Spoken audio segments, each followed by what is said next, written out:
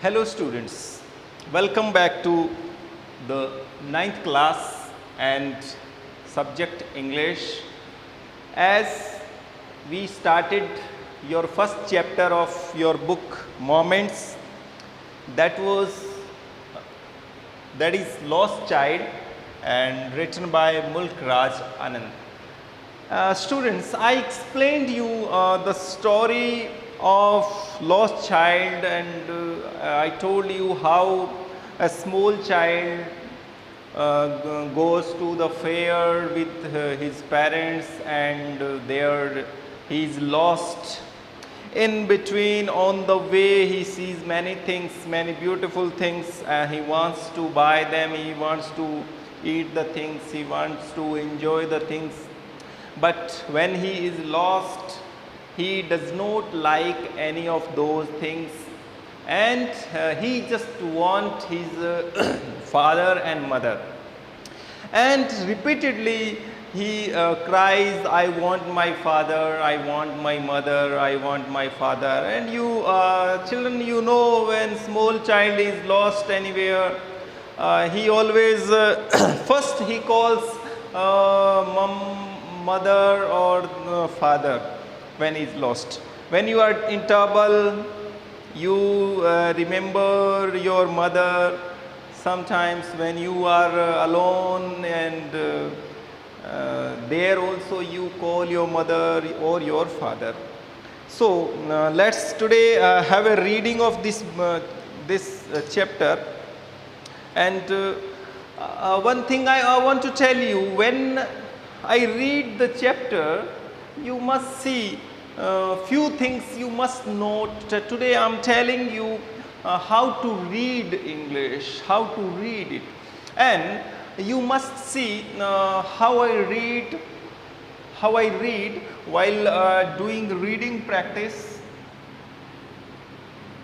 While doing reading practice, you must note down, listen very carefully. You just reading and listening. Both exercise, both skills you are going to improve today, and you're going to note down listening, reading. While reading, you must note down what? Punctuations, okay? Stress on words, okay? And pronunciation, and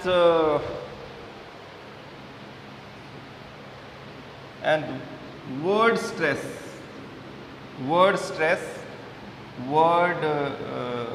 syllables, or you can say word syllables, word rhythm, tone, accent,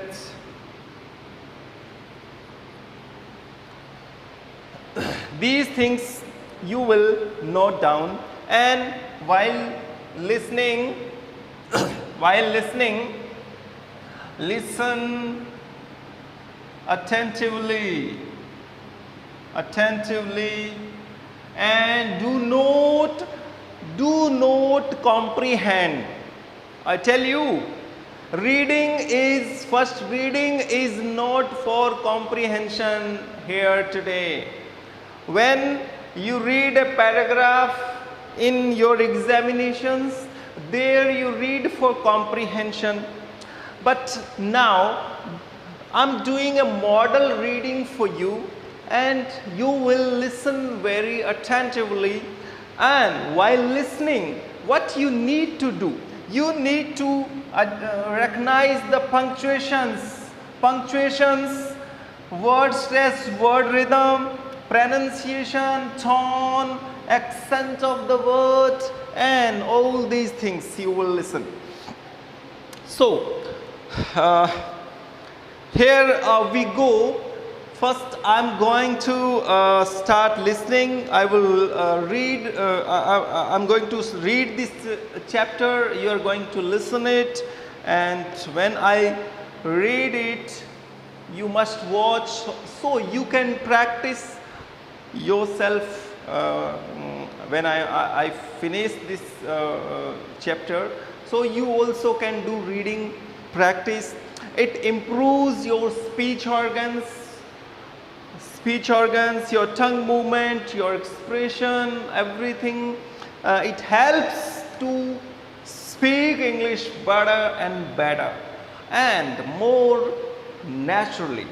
So here we go, the lost child. I'm not going to explain in the first reading. In the next reading we will comprehend, I tell you. So this time you just listen it, looking, observing all these things in reading.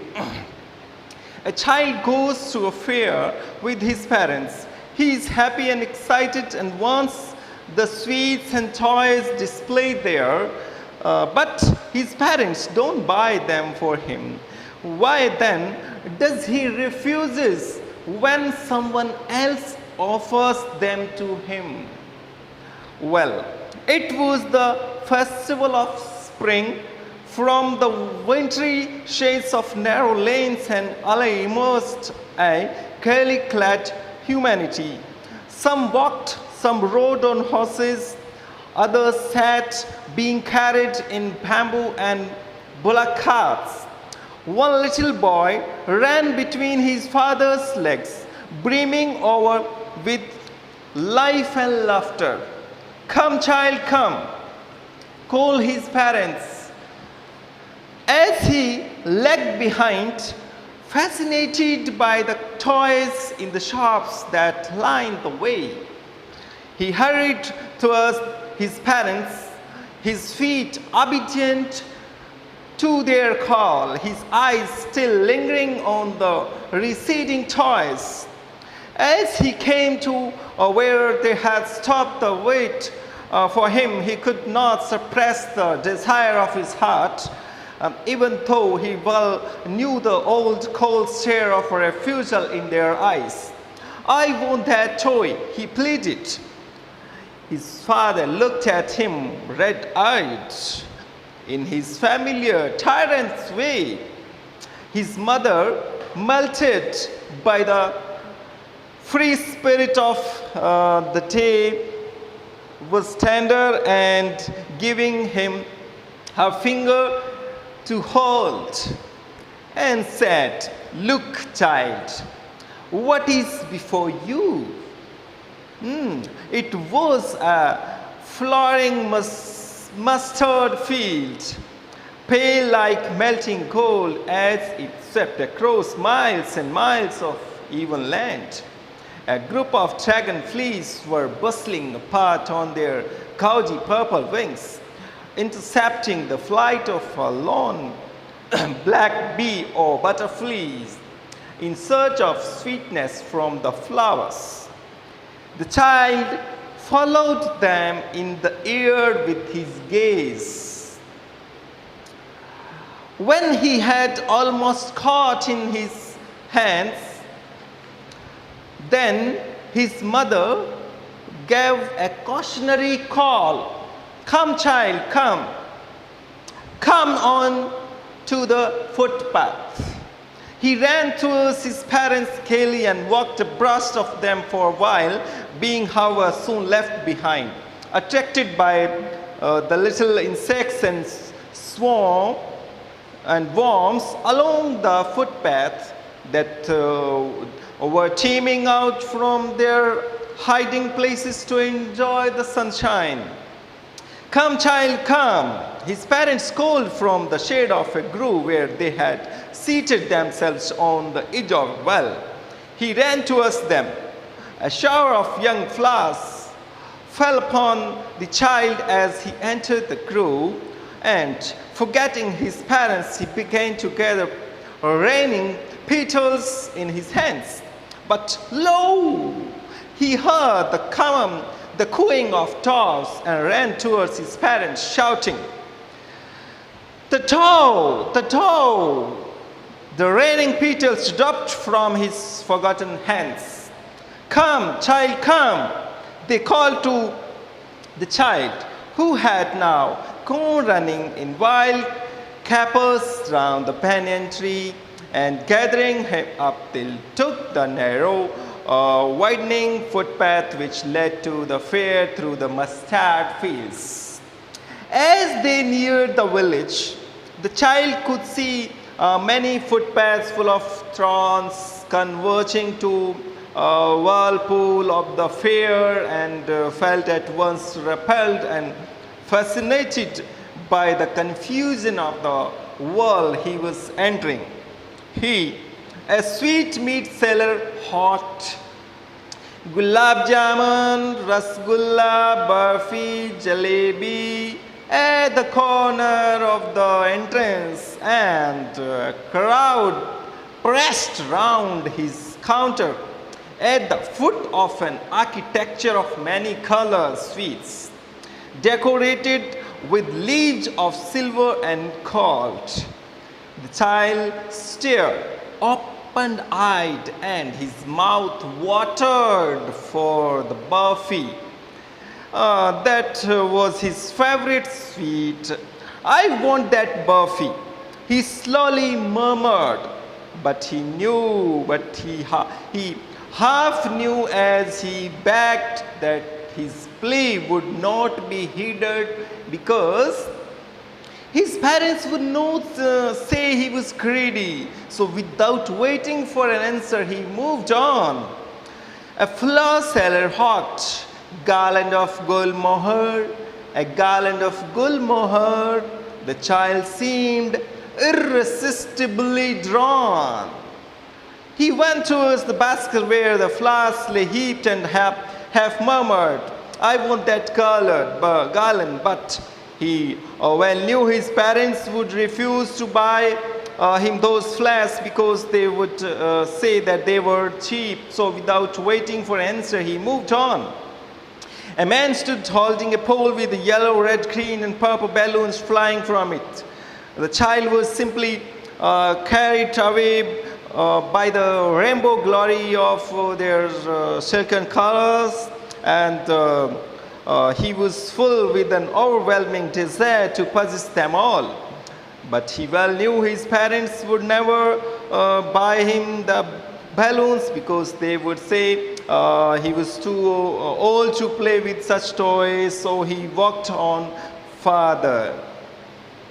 A snake charmer stood playing a flute to snake, which coiled itself in the basket, its head raised in a graceful bend like the neck of a swan, while the music stole into its invisible ears like the gentle rapping of an invisible waterfall. The child went towards the snake charmer, but knowing his parents had forbidden him to hear such coarse music as the snake charmer played, he proceeded farther. There was a roundabout in full swing. Men, women, and children, carried away in a whirling motion, shrieked and cried with dizzy laughter. The child watched them intently, and then he made a bold request. "I want to go on that roundabout, please." "Father, mother," he said to both of them. There was no reply. He turned to look at his parents. They were not there. Ahead of him, he turned to look on either side. They were not there. He looked behind. There was no sign of them. A full cheap cry rose within his dry throat, and with a sudden jerk of his body, he ran from where he stood, crying in real fear.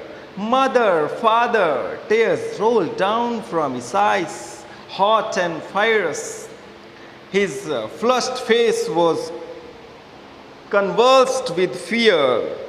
Panic-stricken, he ran to one side, first, then to other side, hither and thither in all directions, knowing not where to go. Mother, father, he wailed. His yellow turban came untied and his clothes became muddy. Having run to and fro in rage of running for a while, he stood defeated, his cries pressed into shops. At little distances, on the green grass, he could see through his filmy eyes men and women talking. He tried to look intently among the patches of bright yellow clothes, but there was no sign of his father and mother among these people who seemed to laugh and talk just for the sake of laughing and talking. He ran quickly again, and this time to a shrine to which people seemed to be crowding. Every little inch of space here was congested with men, but he ran through people's legs, his little sob lingering. Mother, father, near the entrance of the temple. However, the crowd became very thick. Men jostled each other, heavy men with flashing, murderous eyes and hefty shoulders. The poor child struggled to thrust away between their feet, but knocked to and fro by their brutal movements, he might have been tramped underfoot had he not shrieked at the highest pitch of his voice, "Father, mother!" A man in the surging crowd heard his cry and, stopping with great difficulty, lifted him up in his arms. "How did you get here, child? Whose baby you are?" the man asked. As he steered clear of the mass, the child wept more bitterly than ever now and only cried, "I want my mother, I want my father." The man tried to soothe him by taking him to the roundabout. "Will you have a ride on the horse?" he gently asked. As he approached the ring, the child's throat tore into thousand shrill sobs, and he only shouted, "I want my mother, I want my father." The man headed towards the place where the snake charmer still played on the flute to the swaying cobra. "Listen to that nice music, child," he pleaded. But the child shut his ears with his fingers and shouted his double-pitched strain, I want my mother, I want my father." The man took him near the balloons, thinking the bright colors of the balloons would distract the child's attention and quieten him. "Would you like the rainbow-colored balloon?" he persuasively asked. The child turned his eyes from the flying balloons and just sobbed, "I want my mother, I want my father." The man, still trying to make the child happy, bore him to the gate where the flower seller said, "Look, can you smell those nice flowers, child? Would you like a garland to put around your neck?" The child turned his nose away from the basket and reiterated his sob, "I want my mother, I want my father."